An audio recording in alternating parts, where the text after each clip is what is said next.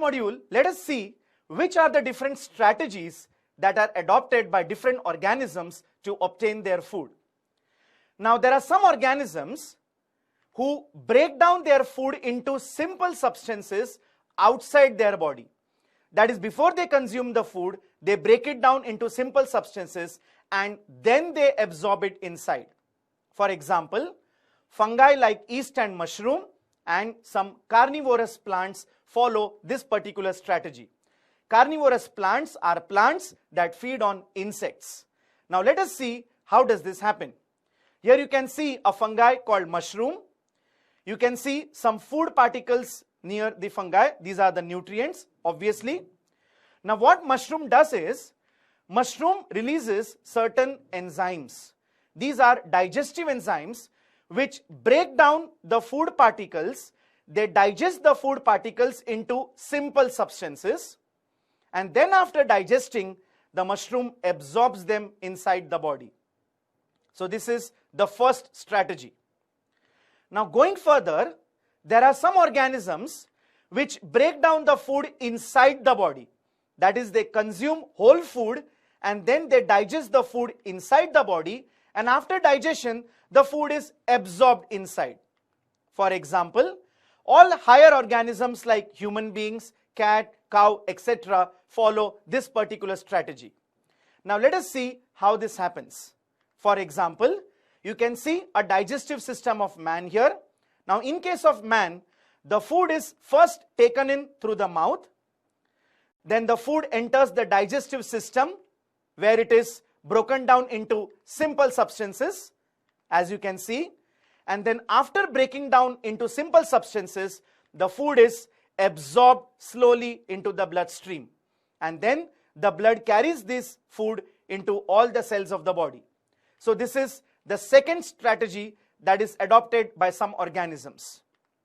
Then there are some animals and plants which derive nutrition from other living plants or animals without killing them. But obviously, during the process, they harm the host plant or animals.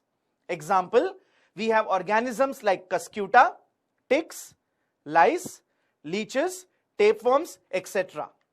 Now, cuscuta is a parasitic plant which derives nutrition from other plants. It grows like a creeper around other plants who perform photosynthesis and absorbs their nutrition. Then we have ticks.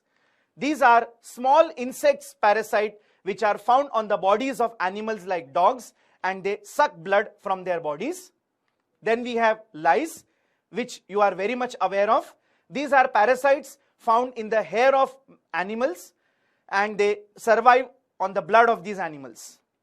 Then we have leeches, which is a blood-sucking parasite generally found in swampy and marshy areas.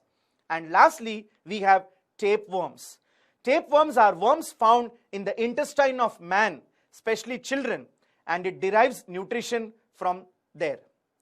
Now, after learning these strategies, let us understand how do organisms actually obtain or take in the food into their bodies. Now, since the food and also the way it is obtained differs, the digestive system is also different in various organisms. In single-celled organisms, for example, the food may be taken in by the entire surface because that itself makes the entire organism. There is no special digestive system. But as the complexity of the organism increases, different parts become specialized to perform different functions. For example, amoeba takes in food using temporary finger-like extensions of its self surface, and then these extensions, they fuse over the food particle, forming a food vacuole. When we say finger-like extensions, it is nothing but the pseudopodia which the amoeba gives out, and food vacuole is the organelle that stores food.